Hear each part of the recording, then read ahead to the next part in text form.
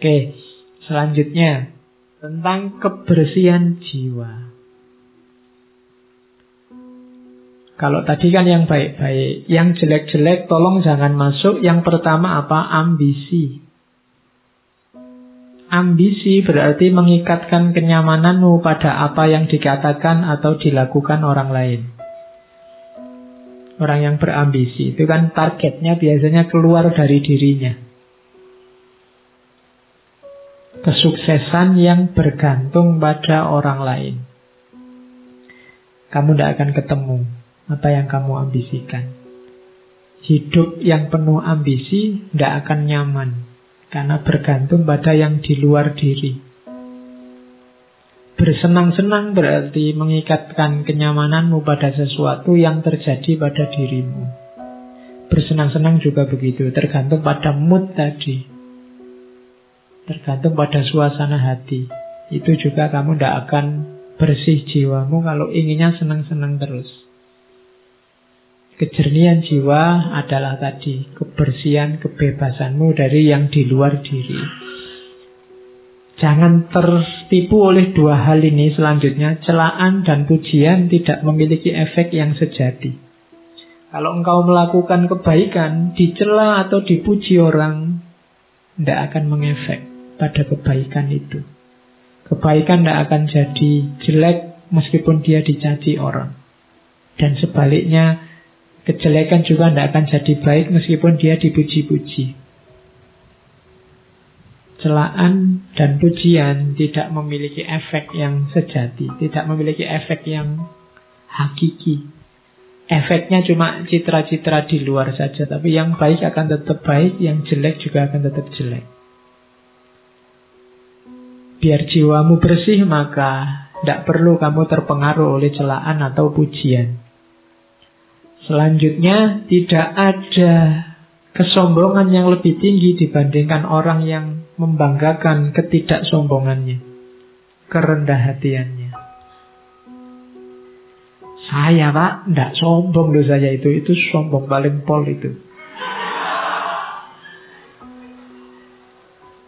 Ya. Saya itu murah hati loh Pak, saya itu suka menolong, baik, tidak sombong. Rendah hati itu kalau versinya Markus justru itu kesombongan yang paling tinggi. Menyombongkan kerendah hatian. Oke, susah ya rumusnya. Ternyata yang kita anggap rendah hati ternyata justru kesombongan.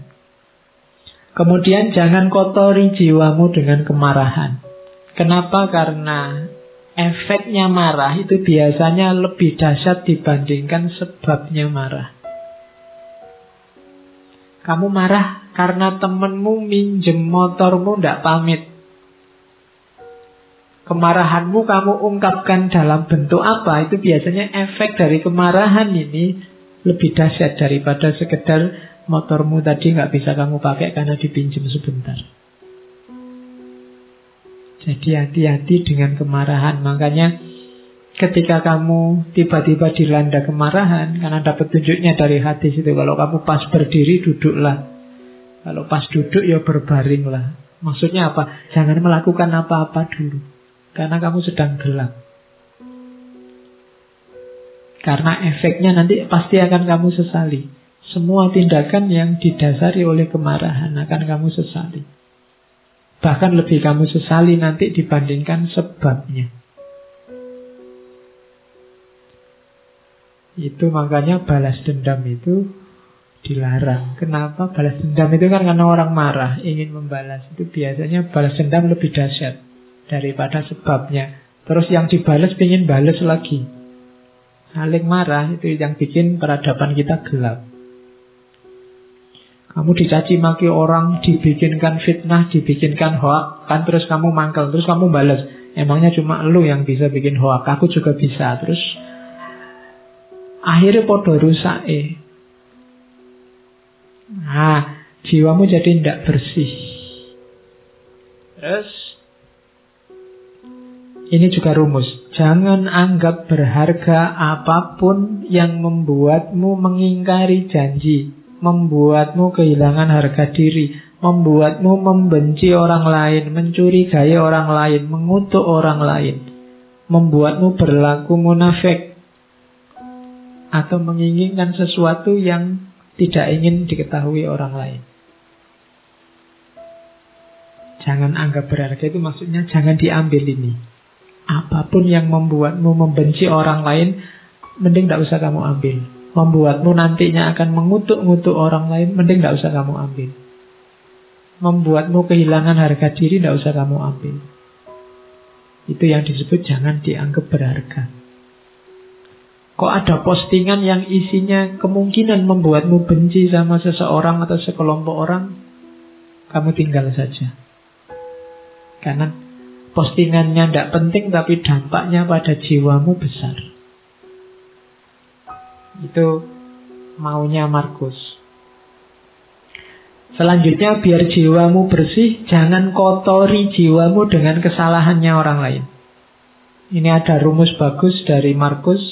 Kalau ketemu orang jahat, orang rusak, orang keliru, saat engkau sedang melawan orang yang tidak tahu malu, ini misalnya, tanyakan pada dirimu sendiri, apakah mungkin di dunia ini bersih dari tindakan tidak tahu malu? Jawabannya kan pasti ya, tidak akan selalu ada orang jahat, akan selalu ada orang yang tidak tahu malu. Maka jangan mengharapkan sesuatu yang tidak mungkin. Selalu ada orang yang tidak punya malu di dunia ini. Dan yang kamu hadapi sekarang adalah salah satunya. Hal yang sama berlaku untuk orang yang jahat, orang yang tidak dapat dipercaya, dan kerendahan moral lainnya. Jadi ini menyuruh kita untuk jangan mengotori jiwa dengan kemarahan, kebencian, ketidaksukaan, intoleransi pada orang lain yang kamu anggap keliru atau kamu anggap jahat. Pertanyaannya gampang. Apa mungkin di dunia ini orangnya baik semua, soleh semua? Kan tidak mungkin. Kalau kamu marah, berarti kamu tidak terima kalau di dunia ini ada orang jelek, ada orang tidak baik. Kalau kamu tidak terima, berarti kamu sedang melakukan sesuatu yang tidak masuk akal. Karena kamu menuntut sesuatu yang tidak mungkin terpenuhi. Akan selalu ada orang jelek, orang jahat. Maka ngapain kamu mengotori dirimu gara-gara itu? Ada orang jahat, ya monggo, memang hidup ini ada yang baik, ada yang jahat. Tapi jangan kejahatannya dia membuatmu juga jadi jahat. Kejelekannya dia membuatmu juga jadi jelek. Hari ini banyak begitu. Karena grup sana maki-maki, kamu juga maki-maki. Karena grup sana kemarin menggoreng isu, sekarang ada isu baru, saatnya kita balas menggoreng isu. Sama saja, itu berarti jiwa kita sama-sama kotor. Kalau kamu mimpi orang itu harus baik semua sesuai idealmu, mimpimu itu mimpi yang tidak realistis. Tidak mungkin orang itu akan jadi baik semua. Kalau kamu tidak terima ada orang jahat, kamu menyusahkan dirimu sendiri. Akan ada selalu orang yang tidak baik. Maka bersihkan dirimu. Oke. Setelah semua tadi yang di atas, tugas kita sekarang apa? Ayo merayakan hidup. Senanglah, bahagialah dalam hidupmu. Ojo kokean sumpek. Tadi rumusnya sudah banyak. Hidup kita kan sesuai yang kita pikirkan. Saat engkau bangun pagi, katanya Markus, pikirkanlah betapa istimewanya kamu masih bisa hidup, masih bisa berpikir, iso ngaji filsafat, iso sarapan, ngerokok, ngopi, dan masih bisa mencintai. Loh iya kan? Loh istimewa, loh alhamdulillah kamu masih bisa mencintai. Ada orang yang bangun pagi mikir menyerang orang yang dibenci. Kamu masih bisa cinta sama siapa, masih bisa say hello, masih bisa bilang miss you, masih bisa bilang sudah tidur apa belum, masih bisa bilang bersyukurlah. Ya kan? Setiap kali bangun tidur bersyukurlah. Kenapa? Masih diberi kesempatan hidup lagi. Tidak ada jaminan loh begitu kamu tidur terus bisa bangun, Kamu sendiri kan tidak bisa mengatur dirimu biar pokoknya besok saya harus bangun, tidak bisa. Ternyata bangun atau tidak tergantung dirimu. Maka bersyukurlah. Begitu bangun kamu masih bisa sadar, masih bisa mikir, itu kenikmatan luar biasa, bersyukurlah. Masih bisa menikmati hidup, masih bisa minum, makan.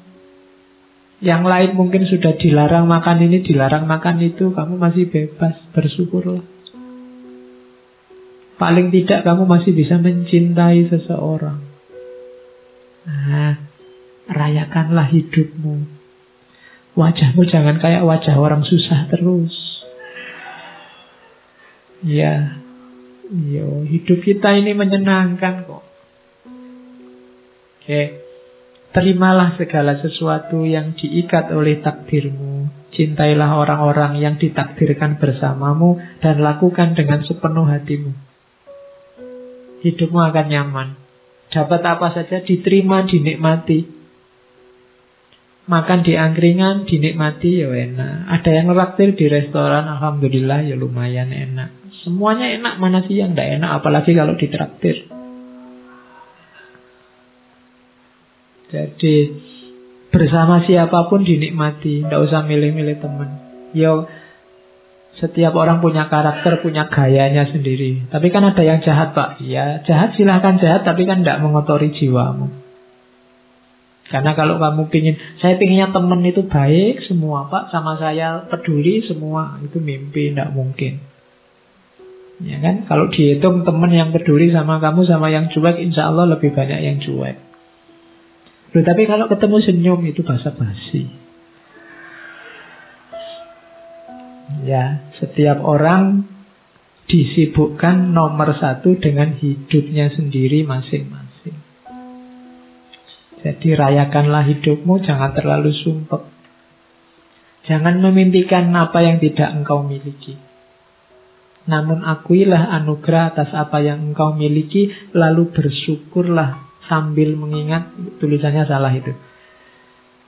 Sambil mengingat betapa engkau akan sangat memimpikan apa yang kau miliki sekarang kalau engkau tidak memilikinya. Kamu pegang HP, syukurilah. Tidak usah mimpi pegang HP yang lebih mahal dengan kualitas lebih baik. Kamu punyanya HP ini. Mikirnya dibalik. Seandainya HP kayak gini saja aku tidak punya, aku mesti mati-matian ingin beli HP yang kayak gini. Loh. Punya pacar kok tidak terlalu cakep. Mikirnya juga begitu. Kalau kamu mikir, kok nyari yang lebih cakep lah, kamu mimpi. Mikirnya dibalik. Seandainya yang kayak gini saja aku tidak dapat, mesti aku ngejar-ngejar yang kayak gini juga. Nanti kamu jadi bersyukur. Gitu loh. Iya, mikirnya dibalik. Itu membuat kamu bersyukur. Kuliah dapat nilai C misalnya. C kan batas minimal kamu lulus. Itu kan, waduh kok tidak dapat A ya. Itu kamu akan sumpah. Kenapa kamu mimpi yang kamu tidak punya. Mimpinya itu, seandainya aku dapat E, aku mesti akan mengejar-ngejar. Seandainya dapat C pun cukup. Nah itu kamu lebih bahagia. Betul. Makan kok cuma dengan tempe saja, tidak ada yang lain. Itu mikirnya kamu jangan ayam. Tapi mikirnya seandainya adanya cuma nasi, mungkin ada tempe satu aja aku sudah senang. Itu jadinya kamu bersyukur punya tempe itu. Itu caranya merayakan hidup. Kalau tidak begitu kamu akan sumpek terus. Dan ingatlah bahwa engkau memiliki kuasa untuk mengistirahatkan dirimu kapanpun engkau inginkan. Kamu supirnya, kamu penguasanya hidupmu. Mau jalan, ayo jalan. Mau istirahat, istirahat. Tidak usah terkejar, nggak usah dikejar-kejar oleh ambisi, dunia, keterikatan dengan yang lain, yang macam-macam yang bikin repot. Menghabiskan energi, menghabiskan waktu. Engkau yang menguasai hidupmu, kapanpun ingin berhenti, saat ini juga kamu bisa. Ingin tidur sekarang boleh, istirahat sekarang boleh. Terus, jangan pernah khawatir tentang masa depan. Apalagi di usia-usia teman-teman ini kan biasanya pikirannya masa depan, besok kawin sama siapa, kerja di mana. Kamu kan khawatir itu. Engkau akan bertemu dengannya kalau memang harus, dengan senjata yang sama yang hari ini menjadi bekalmu menghadapi masa kini. Dulu waktu kamu SMA atau SMP, mikir kuliah, wah bisa ndak ya aku kuliah hari pertama kamu takut. Begitu dijalani kan kamu bisa. Besok juga begitu, gak usah khawatir. Bisa ndak ya aku dapat kerja, bisa ndak ya aku kawin, bisa ndak ya punya anak, iso. Ndak usah khawatir, pasti bisa. Kekhawatiranmu dulu sekarang kamu jalani kan ya ternyata juga bisa. Ndak ada yang di luar kuasamu kalau tentang hidupmu. Makanya jangan galau dengan masa depan. Wong masa depan kan kayak tadi itu di luar jangkauanmu hari ini. Jadi pikirkan aja sekarang, nikmati hidup sekarang. Besok kamu akan punya senjata sendiri, punya kemampuan sendiri menghadapi situasi di masa depan. Itu uniknya manusia. Maka hidup itu rumusnya simple, receive without conceit, release without struggle. Kalau dapat sesuatu, terimalah tanpa harus membanggakan diri, membesarkan diri. Kalau harus kehilangan, lepaskanlah tanpa harus merasa sedih, mati-matian, sumpek. Jadi receive without conceit, release without struggle. Biasa saja. Hidup kehilangan sesuatu biasa. Wong dulu juga tidak punya, terus punya, sekarang hilang. Kalau dapat sesuatu, alhamdulillah, tapi ya tidak harus sombong. Kalau kamu bisa kayak gini, hidupmu nyaman. Ini saya ambil agak panjang, nanti kamu baca lagi ya. Kalau pagi hari engkau bangun, biar cara mikirnya positif.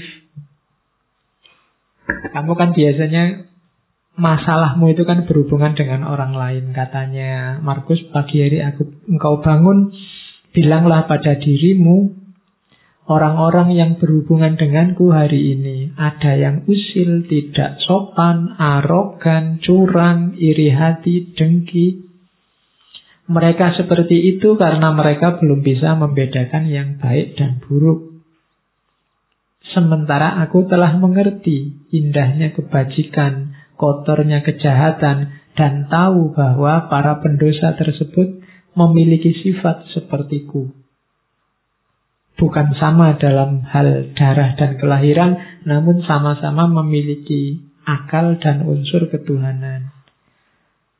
Tidak seorang pun dari mereka dapat menyakitiku, tidak seorang pun dapat membuatku kotor.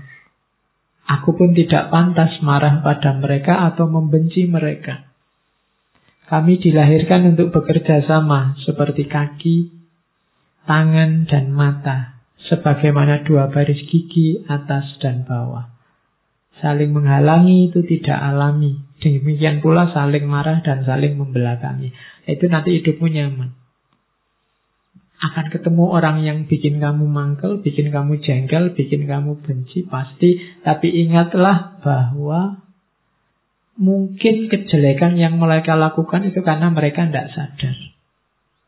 Sementara kamu sekarang sadar.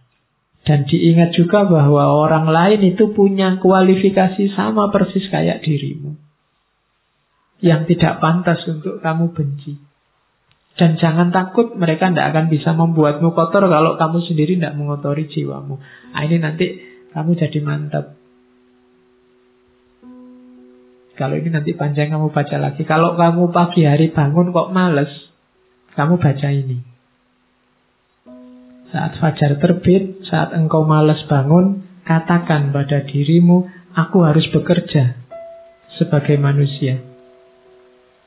Aku harus menawar apa lagi untuk bekerja, sebagaimana tugas kelahiranku. Ayo bangunkan maunya itu, kerjalah.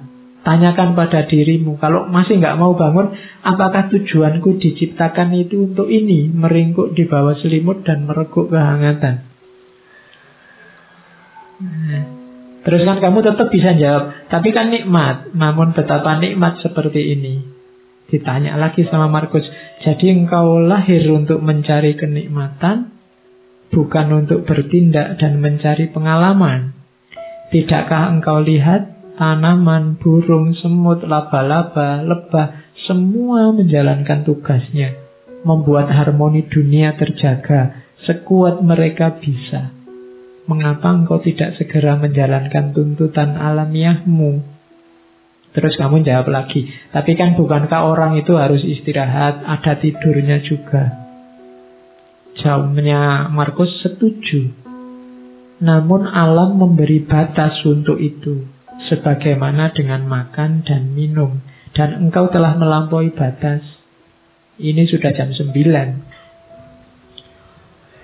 Ya.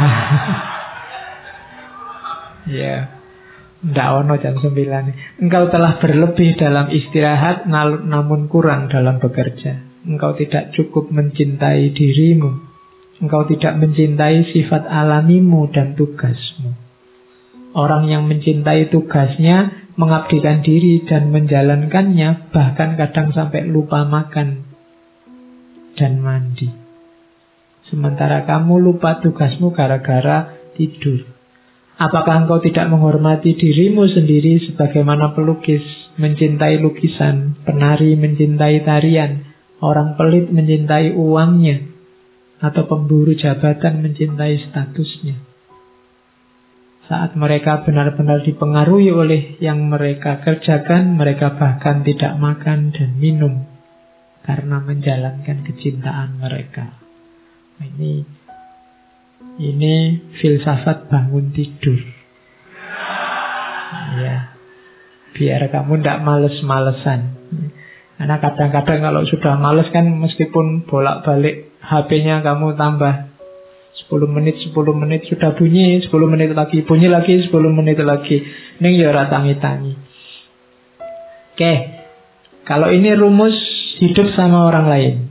Kapanpun engkau menemukan kesalahan pada diri orang lain, tanyakan pada dirimu, apa kesalahan yang pernah kulakukan yang mirip dengan kesalahan yang akan aku kritik ini? Kalau ada orang lain salah, tanya pada dirimu, pernah nggak kamu melakukan salah yang sama atau mirip?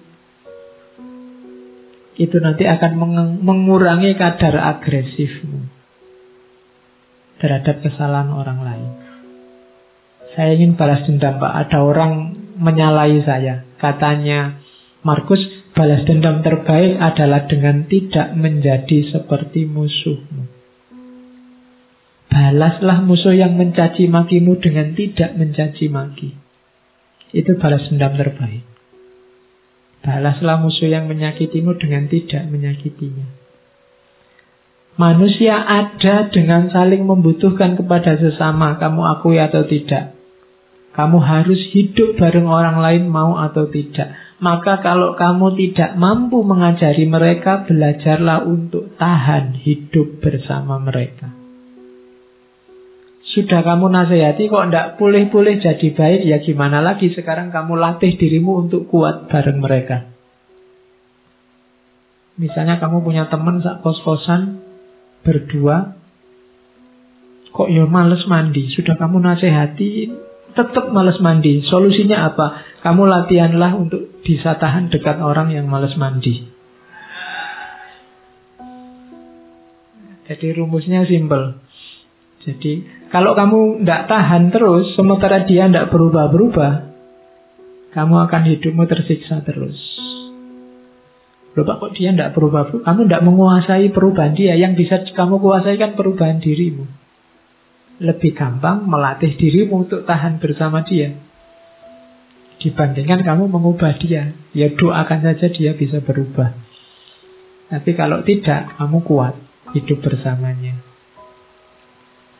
Kemudian lagi, lakukan apapun yang kamu inginkan. Bahkan jika engkau memecah belah dirimu, sebagian besar orang akan melakukan hal yang sama seperti sebelumnya. Ini maksudnya, kamu jangan terlalu pusing dengan kelakuan orang lain, tindakan orang lain. Kayak tadi, wah orang Indonesia ini kok tambah tidak toleran orang ini. Kamu kan sumpek sendiri. Sudahlah, kamu lakukan yang menurutmu baik. Kalau kamu ingin mengubah mereka, bahkan Sampai kamu mecah-mecah dirimu, kamu, katanya Markus, mereka akan balik lagi seperti adanya. Itulah karakternya manusia. Terus merasa sayang pada orang lain meskipun mereka melakukan banyak kesalahan adalah sifat uniknya manusia. Engkau dapat melakukannya. Cukup dengan mengakui bahwa mereka juga manusia. Mereka melakukan itu karena tidak sadar, berlawanan dengan kata hati mereka. Dan kita semua akhirnya akan sama-sama mati tidak lama lagi. Kita ini hidup bareng-bareng. Ada orang yang salah, ada orang yang bisa diingatkan, ada orang yang tidak bisa diingatkan.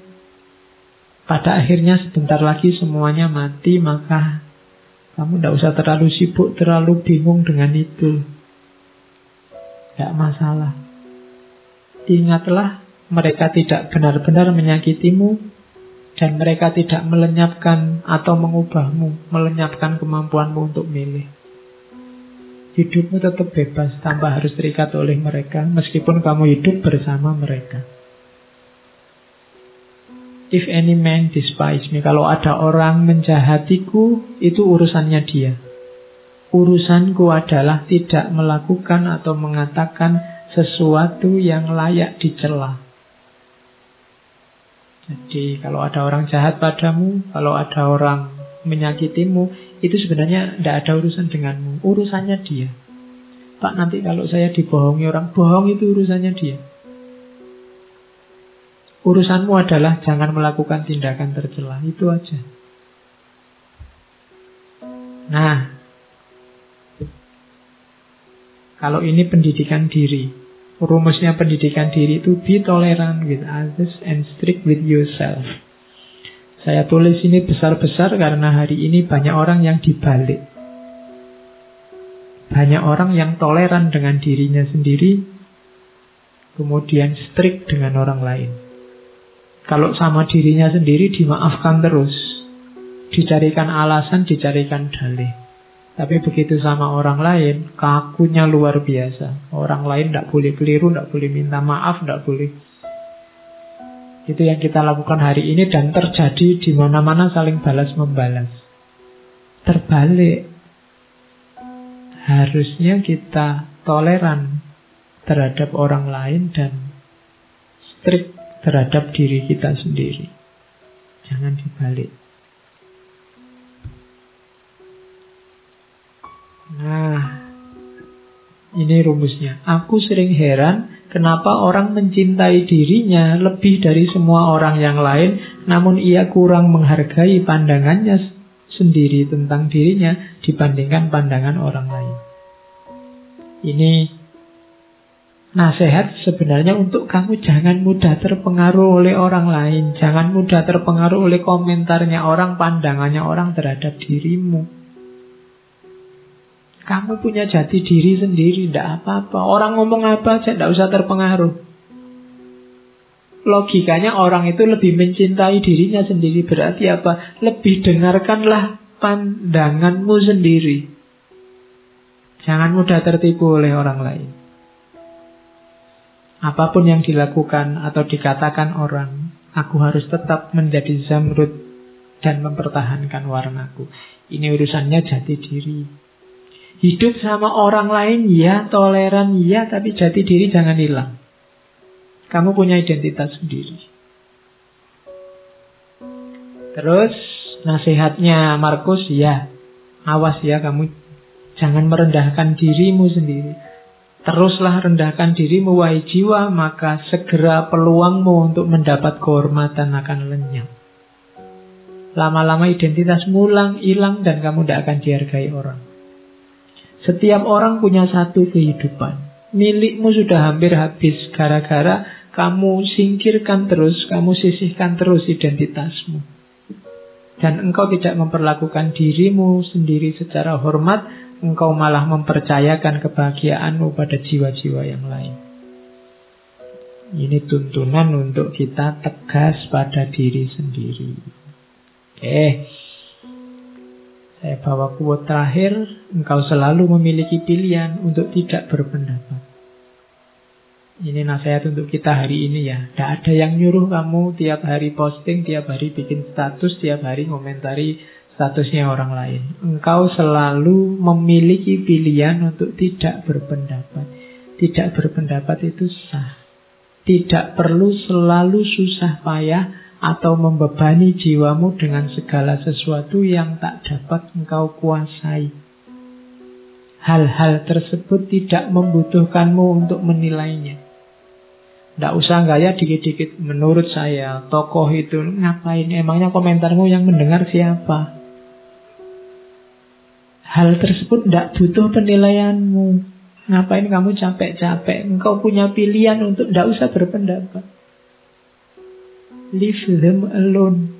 Mereka punya penanggung jawabnya sendiri-sendiri. Terkecuali suaramu berpengaruh didengar, baru ngomonglah.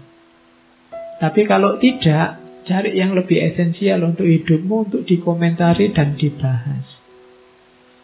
Itu nasihatnya Markus. Hari ini banyak orang yang bukan wilayahnya, tidak seharusnya dia menilai, mengomentari. Ikut menilai, ikut mengomentari sehingga kacau semuanya. Idza wusidal amru ila ghairi ahlihi fantadhirisa. Leave them alone. Biarkan yang bertanggung jawab yang ngurusi. Oke ya. Oh, masih ada. Stop whatever you are doing for a moment and ask yourself. Ini nasihat panjang. Am I afraid of death because I won't be able to do this anymore? Biasanya yang membuat kita banyak terhenti untuk melakukan kebaikan adalah takut mati. Was-was, takut mati ini sering mengganggu kita. Katanya Markus, sekali-sekali gini deh rumusnya. Saat kamu melakukan apapun yang membuat kamu senang, coba berhenti sebentar. Apa gara-gara ini ya? Gara-gara khawatir tidak punya ini atau tidak melakukan ini, aku takut mati. Seberapa pentingnya sih yang saya lakukan ini? Seberapa baiknya sih yang aku miliki ini? Setiap kali melakukan itu, coba berhenti sebentar. Nah, ini untuk meminimalisir rasa takut mati. Kira-kira kalau tidak ada ngaji filsafat ini kan tidak apa-apa toh. Ngapain sih harus tak gendoli sampai takut mati misalnya. Nanti kalau saya tidak ada yang mimpin ngaji sopo, ngapain sampai mikir ke sana. Wong ini tidak ada juga tidak apa-apa. Kalian kalau tidak ada ngaji kan malah santai, tidak ada beban untuk datang ke sini, bisa diganti yang lain. Tapi kadang-kadang yang tidak harus menggendoli, mengikat hidup kita jadi mengikat. Kuliah misalnya, kamu kan diikat sedemikian rupa oleh dunia yang namanya kampus dan kuliah. Apa iya sih hidupmu wajib ada kuliahnya, wajib di kampus? Simba-simbamu dulu kuliah sekolahnya cuma sampai SD, SR, ya sukses, sawahnya luas. Bisa nguliahkan anak cucunya. Apa wajib harus ada itu? Apa wajib sih harus punya rumah, punya mobil, punya itu? Itu caranya untuk menenteramkan hati dari rasa takut akan mati.